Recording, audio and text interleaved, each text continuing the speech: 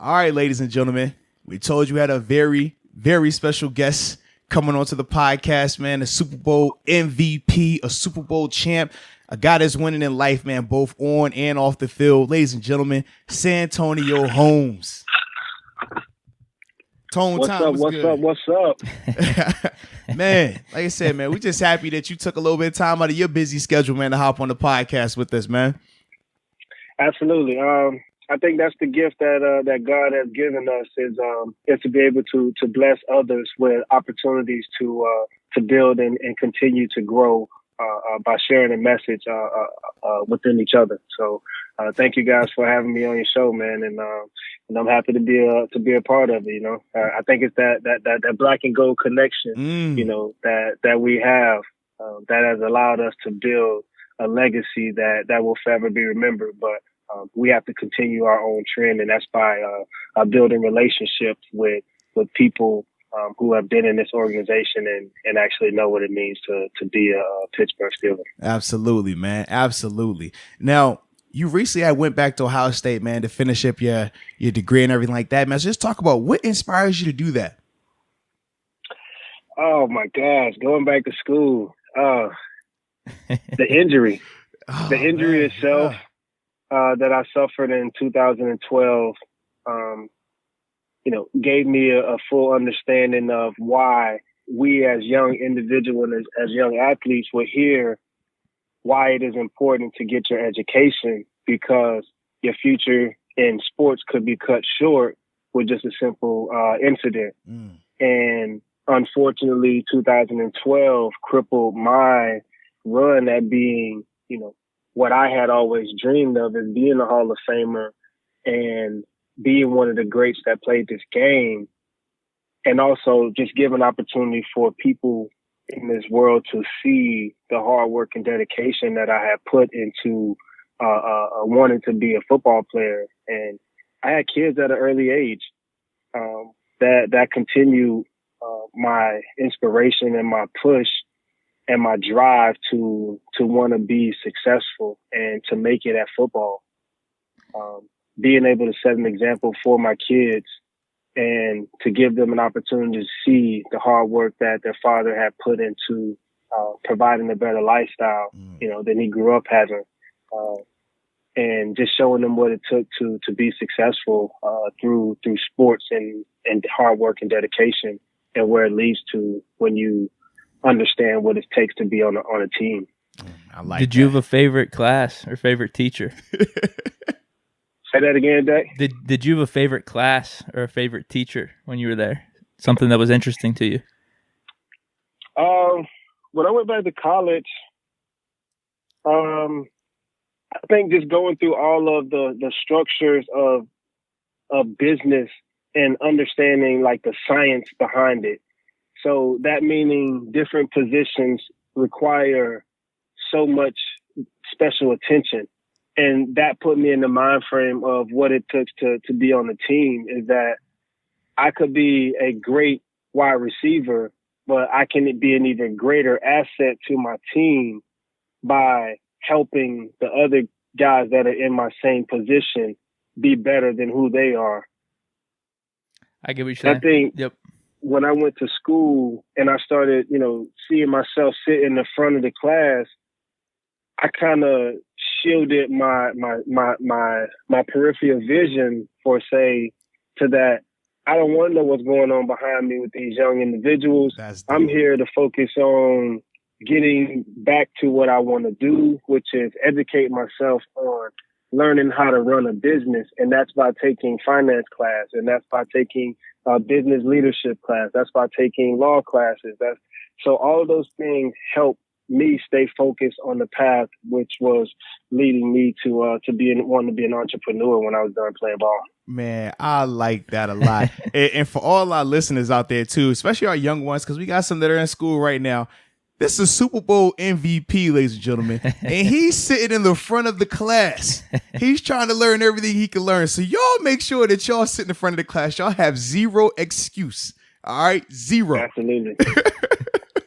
Now, you also have an amazing foundation, man, the Third and Long Sickle Cell Foundation, and you've been doing a ton of work, man, in terms of just raising awareness for sickle cell as well, and just improving that whole space and everything like that. So just talk about what was your inspiration behind creating that foundation and anything that you got coming up with it.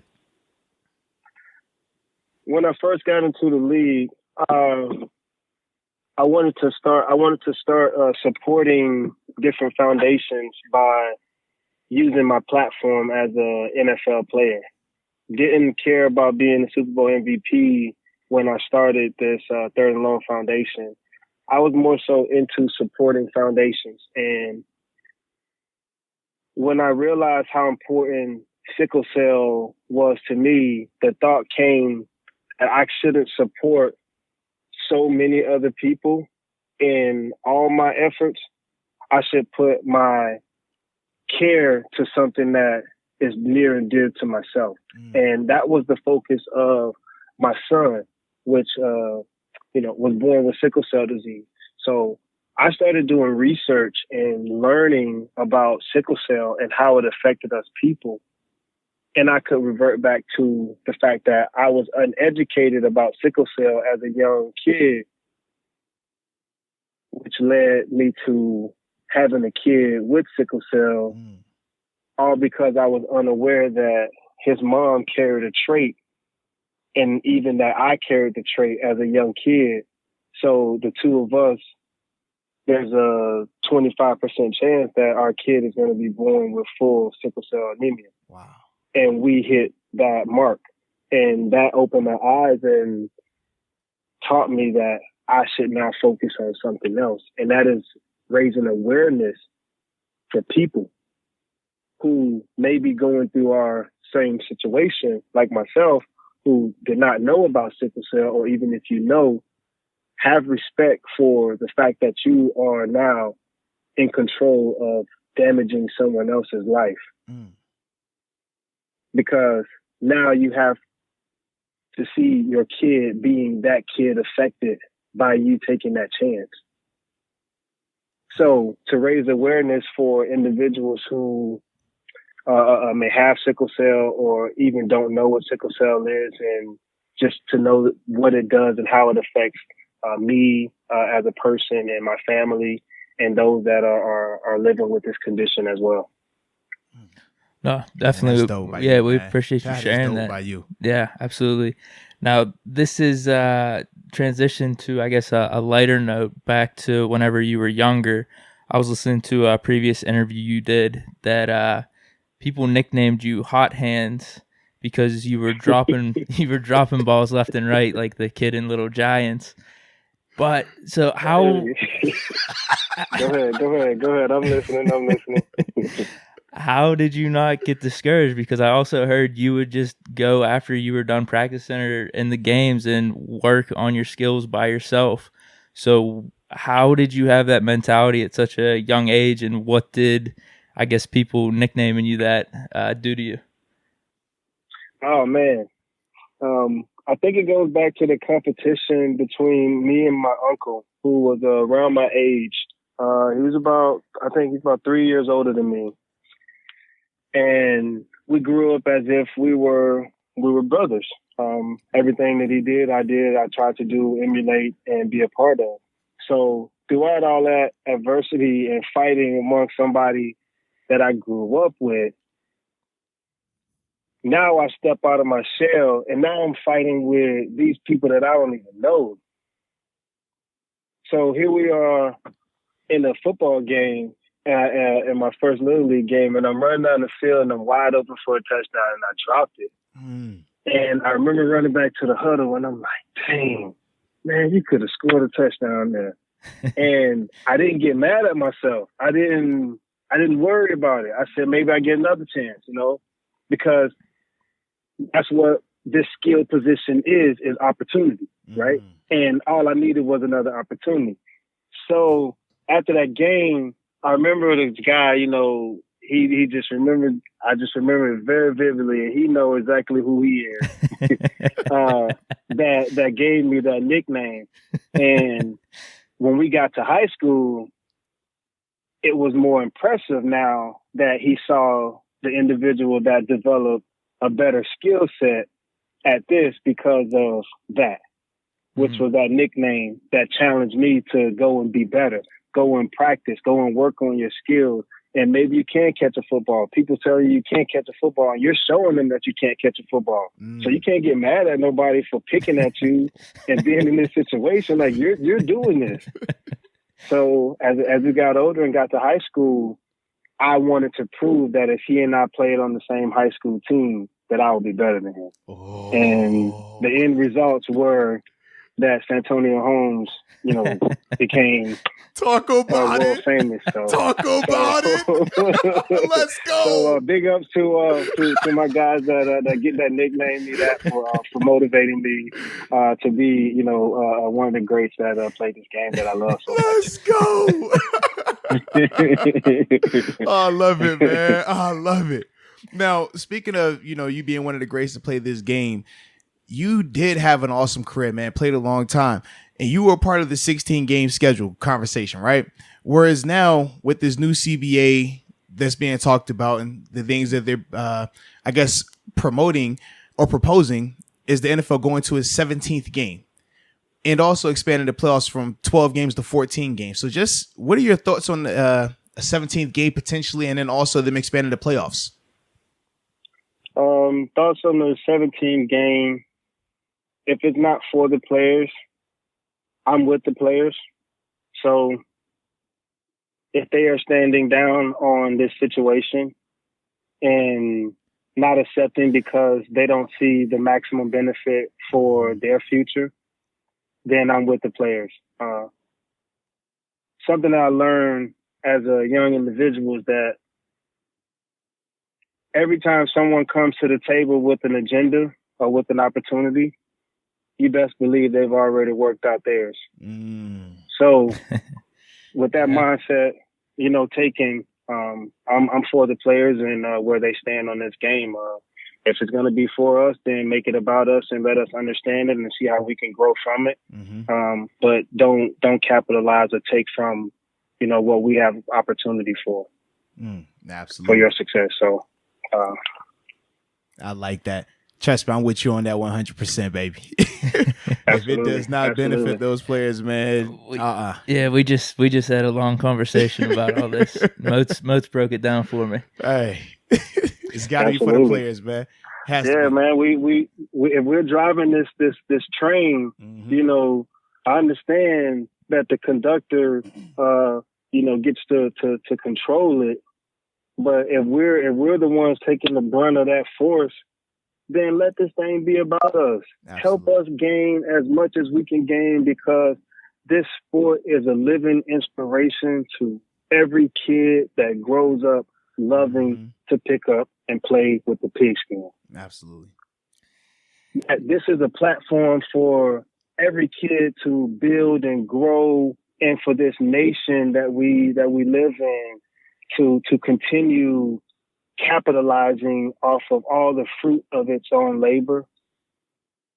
You can't plant all the seeds and take all the fruit. No, you bring up a good point. And talking about inspiration, obviously Super Bowl 43, you were an inspiration with the MVP performance that you had. Is there anything that went on in that game or even that Super Bowl run that is a personal story to you or something that maybe is not out on DVDs or is public knowledge or is known that sticks out to you, like something that you personally remember about that?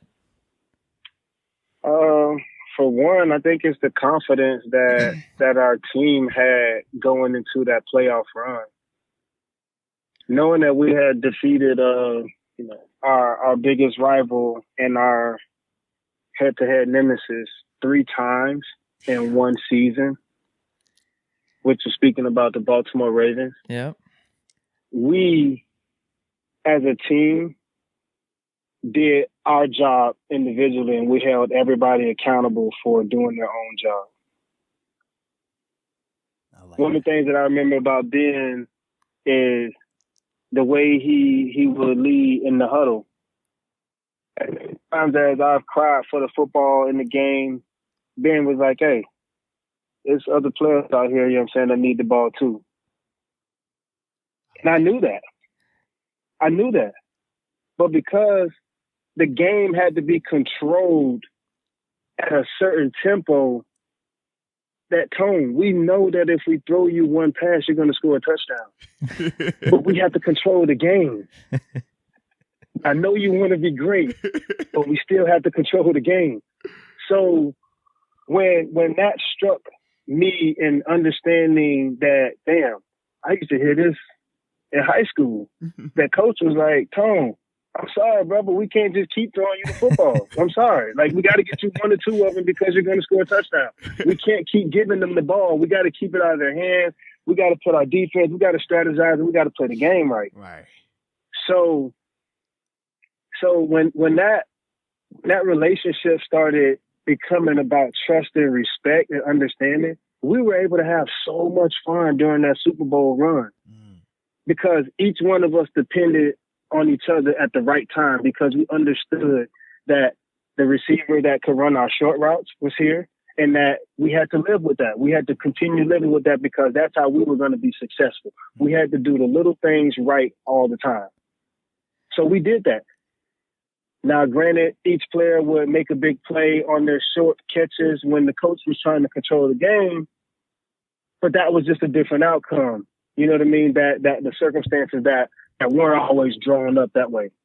So we started doing that, and that whole playoff run was just like, hey, look, you're not going to get very many passes here today, so you might have to do something on special teams. Chargers game. This game here, I see you, but we got to control the game over here. We got to do this. And it's like, dang, like I just want to score every time we get the ball. I want to be the guy. You know? And my selfish attitude led me to having a big respect for the game. And why I didn't lash out, why I didn't show my colors. I just played the game, and I was okay with ending my career with 36 touchdowns and 6,000 receiving yards in only 6 years. Because I didn't play a full 7th year. I didn't play a full 8th year. I did not play a full 9th year. So to count out all of those statistics over the years that I didn't play a full 4 years after that in my career just goes to show that, like, this is what I did when I was healthy. After that, this is not who I am. So that relationship that we built, you know what I'm saying? Like, I was just a firm believer being on the team, and we had total trust and confidence in each other. And that's what made that thing work, you know what I mean, throughout the Super Bowl run, was that we knew when to make our plays at the right time because we dictated how the game was going to play out every quarter or every situation. That was that relationship that we built with our offensive coordinator, you know, with our offensive line, with our receivers, with our group. Like, we all did it together. That's dope. It's funny you bring that up because that year, literally, there had to have been like 5, 6, or 7 game-winning drives at the end. I remember, obviously, the Baltimore Ravens game, but that was kind of how that season went, where the offense, we were just controlling the game.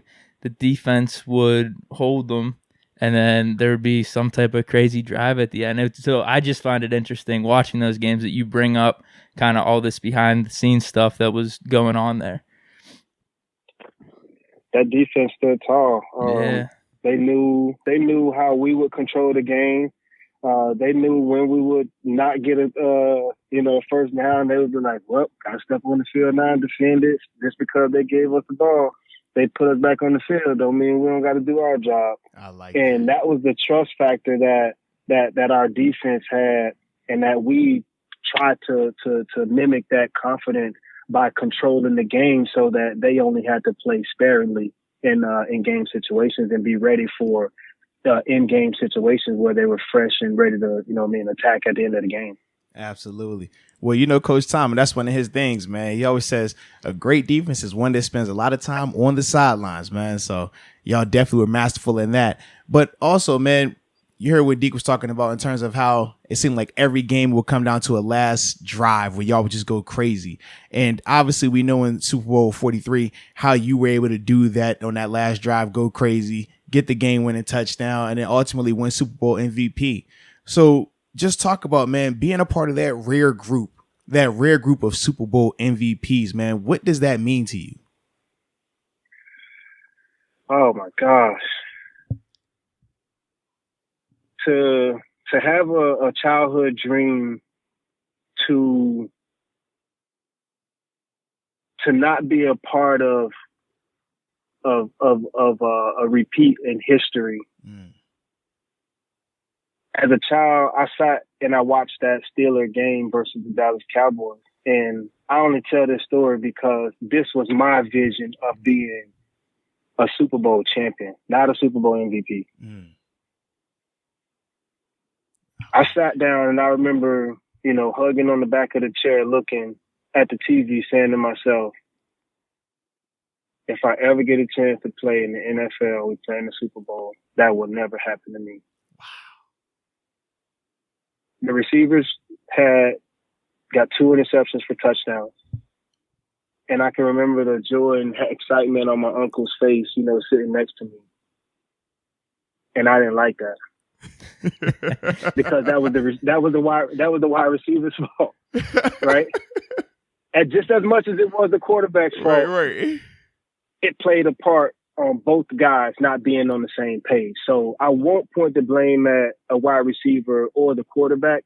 It was 2 guys on the wrong page. So I use that to say that when that moment came for me to line up and put on a Pittsburgh Steelers jersey to stand on Super Bowl Sunday,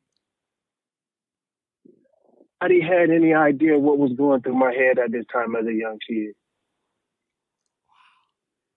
The excitement I had at being on this stage, playing for the team that I had just witnessed, 13 years ago, like lose this game because the receivers weren't better or the quarterback wasn't better.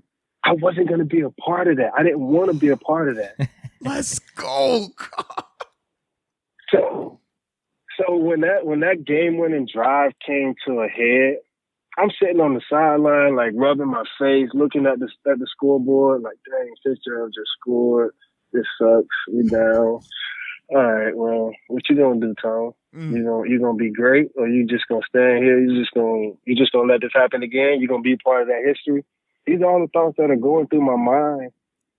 And that was the soundbite that came out was, who's daring to be great?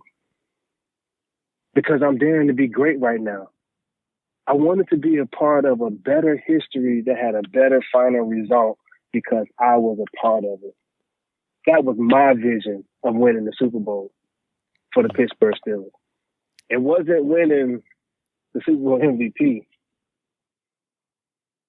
It was winning the Super Bowl because I wanted to be a part of it. So I went up to my quarterback with confidence. I knew where we stood with our receivers. Hines Ward being, very limited. Nate Washington being double covered all game. They looking at this little kid over here like, man, we're just going to let this, this little third-year guy, he's cool. We're going to leave him over here by himself. We're going to play him in the zone coverage. Ben ain't looking for him the whole game, so he's not going to throw him the football. So I walked up to my guy with confidence. Hey, Ben, no disrespect to the other guys, but I want the ball right now. I want the ball. I wanted to help this team. I wanted to be a part of it because for 3.5 quarters, I did nothing. And here I am, as a kid, I played in high school state championship game. And I think I had maybe 2 or 3 catches in 2 state championship games. And, no touchdowns, no nothing, Jeez. And then I get to college. And freshman year, I'm redshirting. I'm on the bench. We win a national championship. And it's like, bro, you in the Super Bowl now. You go You ain't gonna do nothing. You ain't gonna help the do team at all. something. You gotta do something, bro. You like, this is like world stage. This is it. This is the biggest place that you're gonna play in this game. Like, what are you gonna do?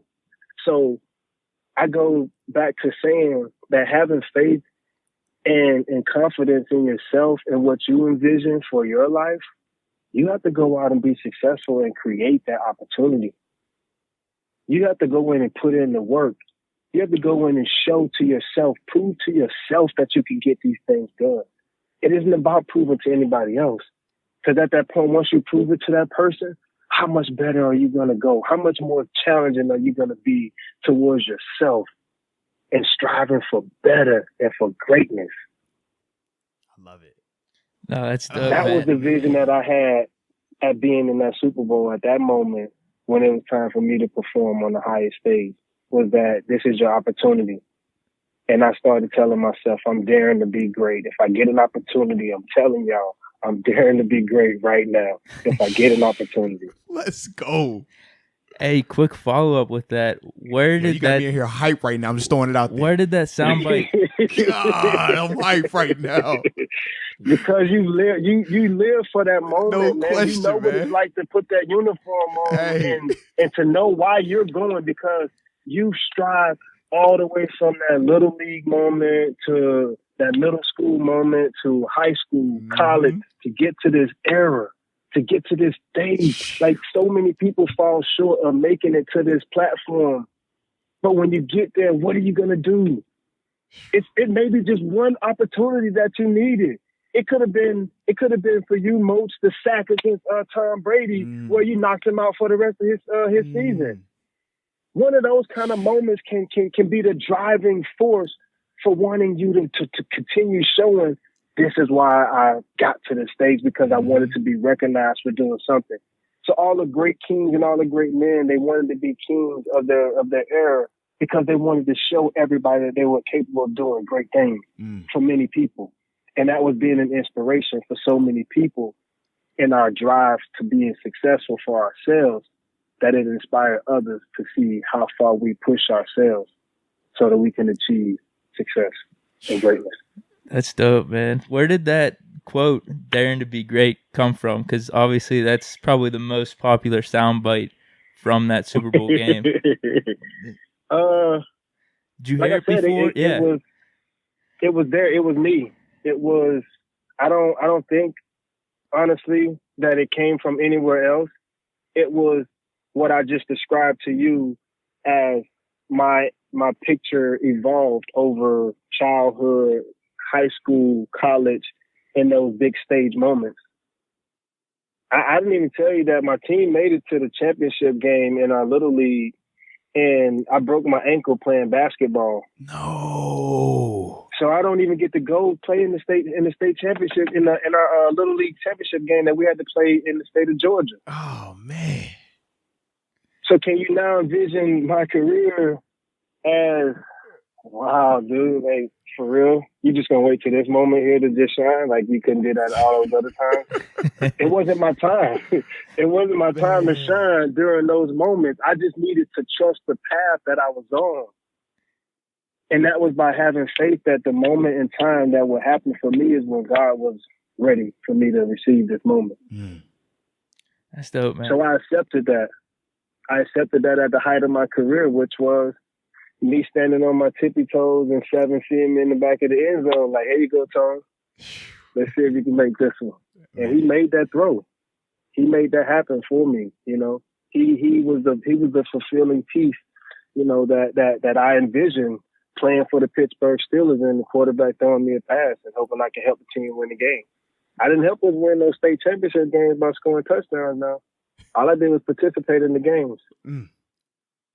I took away from defense. I gave up some chances for our team. I had other guys score touchdowns, and I was super excited because guess what? We won. I'm cool with that. I was cool with that. Dude. But I wasn't cool with just being a part of the team in the Super Bowl. I wanted to be great. I wanted to show that I wanted to be someone that they would see actually go out and put in the effort to want to win this game for his team. Dude, that's dope, man. Yeah, that's a sick story. That is dope. Now, Absolutely. your coach during that year too, man, of winning the Super Bowl was Coach Tomlin. Obviously, I had an opportunity to play for him as well.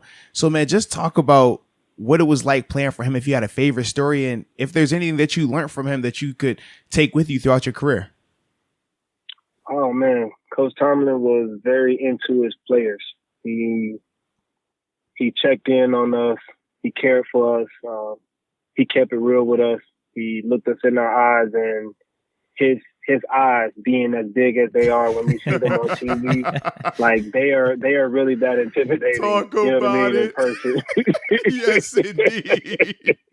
So when you look in that dude's eyes, like you better for real see that aggression and that fear. But he's a very caring person, and he doesn't want his people around him to fail, being short of say stupidity or a lack of judgment or acknowledgement. He wanted to hold everybody accountable for their actions, and you know, Moats just as well as I do in meeting rooms, he's gonna call you out. Nobody in the media will ever know who Coach Tomlin called out, because he will never do that. But when it's us and on us, like, this is our reflection. This is our time to be real with each other, and we as players, we respected that, and that was the drive. Yeah, man, that was the drive that said this is why he's here for 15, 16 plus years, is that he can come. What you see out there, cool, calm, and just, you know what I mean, a little bit of hey, wait till you get behind those closed doors and he gets you one-on-one. It's all you and me, you know, and it ain't always harsh. It's always real. Mm-hmm. He never get on you as a player. He give you real life scenarios and situations and things of how we can now make better judgment at our situations that we are encountering, whether we're on the field or off the field. And that's what I think us as players grew to love, and I think that's what the organization fell in love with, is that he demanded that from his players, and the players showed that respect to him. And, you know, I love him for sticking with me and for trusting me to get the job done, having the faith in me, you know, seeing my hard work and wanting to help me. That's one of the things I really commend him for reaching out and willing to put his hand on the line to get me help and to get help for me. And I know he did it for every other player that he's encountered with any situation. So, you know, I tip my hat to a great career that Coach is having at this point in time. And, you know, I wish him all the luck. The coaching staff was always great. The people that he kept around him, he made sure he brought around people that were just like him, that had that same passion, no matter what color and what they look like, how big, small, short, tall, you know, they are. He loved everybody that loved the same nature that he had, and that was to be straight up honest with his players and to love them and to care about them and to build a relationship with them, but also let them know that shit, we strictly about business, baby. Straight up. I like it. I wanted to go back in time real quick. I found an interesting story about you moving in with your grandma in 6th grade. Can you talk about the backstory with that and the type of impact your grandma had on you? Yeah, Miss Willie Mae Barnes. She's my last one standing right now. My grandparent on either side, and our relationship, you know, it grew closer and closer, because by the time I was 14, I would say probably underage and for driving, and she would let me drive her to church, and I would just have to listen to everything she had to say while I was driving. Oh, you doing this wrong. You ain't driving right. You doing this. You got to focus on this. You should be looking at this. Why you worried about this? And so it allowed me to learn how to focus amongst all the things that were distractions, but also try to put them in the perspective all at one time, but not show that I'm losing any faith in myself. I can do exactly what you're saying, doing just okay, focus on this, do this, do that, do this. All right, that'll please you. So that relationship got so much stronger over the years, because we shared the same foundation, and that was just going to church and believing that it was me. It was my gift to her that I do what it is for our family that's necessary for the rest of our lives. And I believe that. So when she, would come and watch me play, I knew that it was for real because she just never wanted to leave the house. Like, she just wanted to always stay at home and watch me so she could see me from afar. And I just loved it when she would come and watch me play because I can see her little chills, you know what I mean, and get on her when she would see me out there running the ball and catching and scoring touchdowns and things. Like, that relationship just continued to grow, and to this day, like, she's just my favorite. That's dope. She looked after me. She took me in. She let me live with her and all my uncles.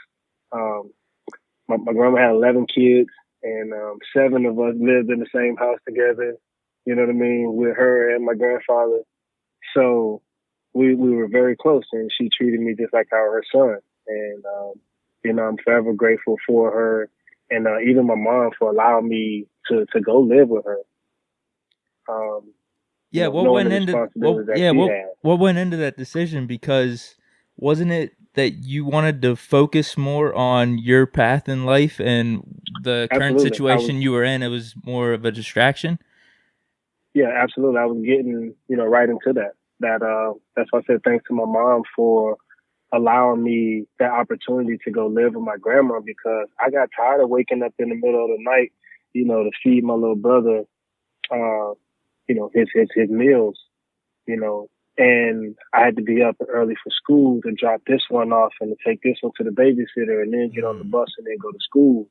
So mom was working in the cornfields, she had to leave at 3:34 in the morning to be at the bus loop, by 5, so that they can all pull out and go to work. And then she would come home, 7 o'clock at night, and I had to make sure food was ready for my little brothers, or we would go to grandma's house and, eat there. And then we come back. I got to make sure they took a bath, make sure I had, their clothes out for school already. Mom comes home. It's like, the boys are asleep already. I was just waiting for you to come home, and all right, go ahead to sleep. Boom, before you wake up, like, you don't even see her no more because she's already out the door next morning, 3:40, 4 o'clock in the morning. So I just got tired of that. I didn't want to be a part of that struggle. And so when I went to my grandma's, I was free. I was able to go to basketball practice. I was able to go to football. I was able to go to track practice because I didn't have those responsibilities. But I had those, lingering on me as a child that I don't want to do this no more. So I just had to get out of that situation, and it worked out, because I had somebody that had the same understanding in my faith that if I pray a little bit harder and I work a little harder, that I can achieve this. And my grandma was the only one that wanted to hear that. So, I thank her for it. So that's what drove me there. Man, that's dope, bro. You done been around, had a lot of influential people around you, man. Shout out to your grandmother. Even like you said, your mother making that decision too, man. So then I want to transition to, you actually have 2 guys, man, that you're very familiar with. Coach Cower, obviously you played under him for a year. And then also Troy Polamalu, a teammate of yours, man. Both of those guys recently got inducted into the Hall of Fame, man. So just talk about, man, what did that mean for you to see those 2 guys get elected this year to go to the Hall? First off, congratulations to Coach Cower for taking his last first-round draft pick choice on Santonio Holmes. Let's go. Thank you, Coach Cower. Hell of a career. I watched you, as a kid, and to be able to stand next to you and to feel what the other players felt about having that relationship with you, even though it was for 1 year. You threw a lot of eggs in the basket saying that I want that guy as my first round pick. So that feeling alone led me to believe that was my gift from God, saying that I wanted to be on the Pittsburgh Steelers as a kid and win a Super Bowl for them. And, it was unfortunate that I only got a chance to play 1 year with Coach Cower, but he inspired me.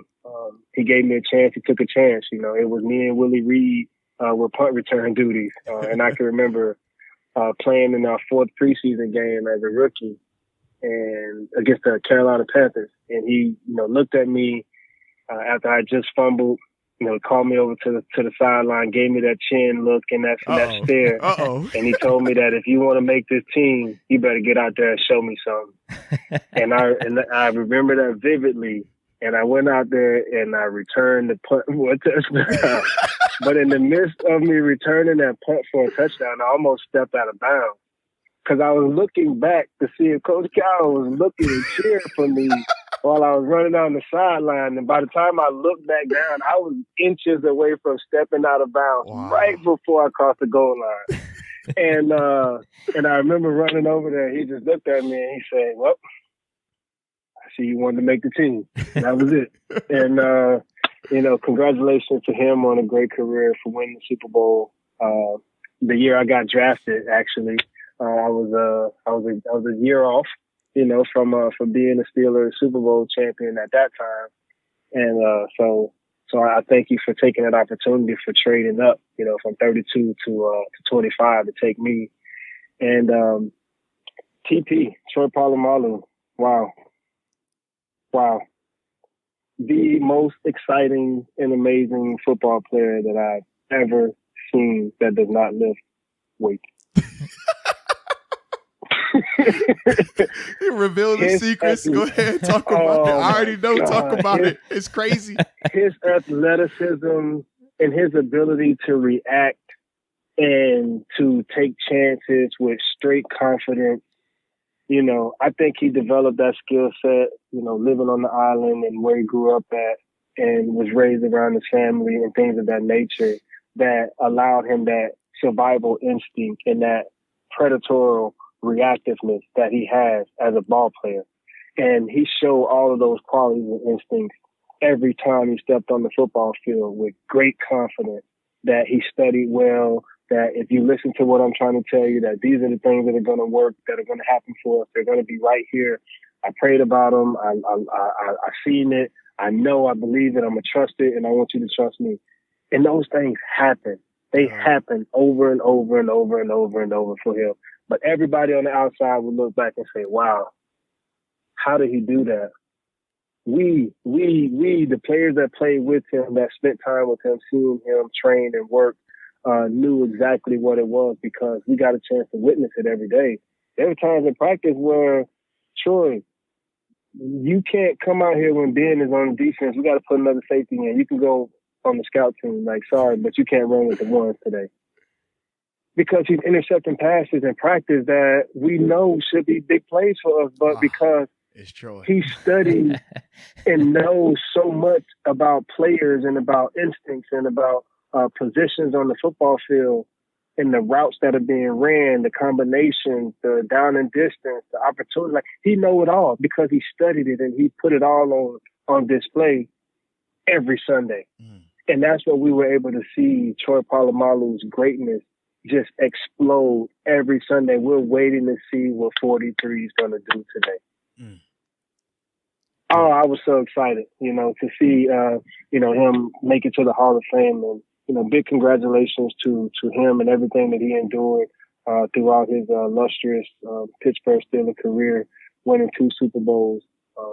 All of that hard work, has been dedicated to where he at today is enlisted as a Hall of Famer and for the, greatest organization in the world, Pittsburgh Steelers. Absolutely, man. First ballot guy, man. Whew. Absolutely. Straight legend. Now, before we let you go, man, we always ask this question, man. Talk about your welcome to the NFL moment. Ooh, welcome to the NFL moment. Being a rookie wasn't easy, boy. I can tell you that much. Well, you had everything to figure out, from the city, from the meeting schedule to how to lift weights good, how to train, how to be punctual at meetings, how to stay up in meetings after practice.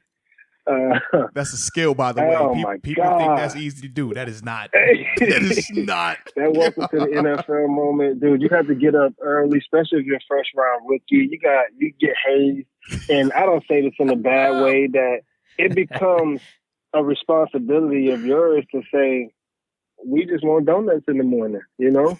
Like, we don't ask you for too much. What time you mean, like, before practice or before meeting? No. We need them before we come into our morning meeting. In the morning. So if you know where that takes you at, you know what I mean? These are the things you have to prepare your schedule for. Now your alarm clock has to change time. So, you know what I mean? Like, you can't get up at the normal time that you were going to get up at because you have a duty and an obligation and a responsibility that you can't let your teammates down because this is the trust that they're trying to gain from you throughout this experience that you're going through.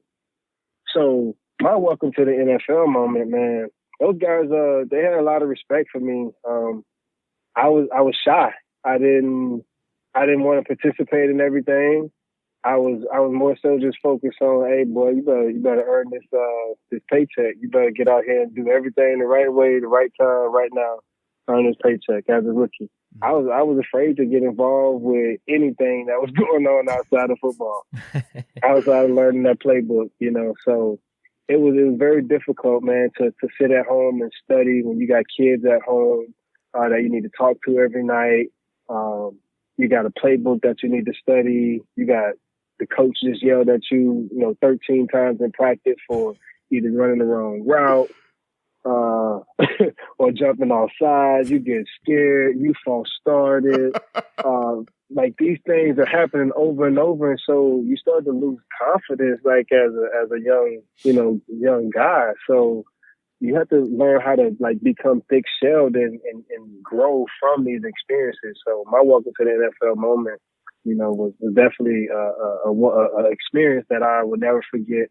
And, thankful that I got a chance to enjoy it with the Pittsburgh Steelers. Man, that is dope, baby. That is dope.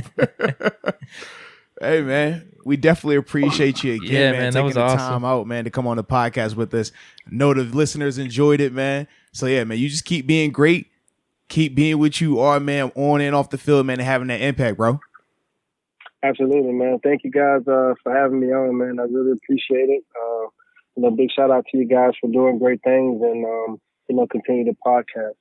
One last thing, Super Bowl, the MVP brand program. Oh yeah, talk about that. We started an ambassadors program for young students and adults, and we look to just educate and motivate them through excellence by getting them involved in more entrepreneurial opportunities and teach them about networking so that they could now become the change that is created for a better quality of life for their future and their kids' future.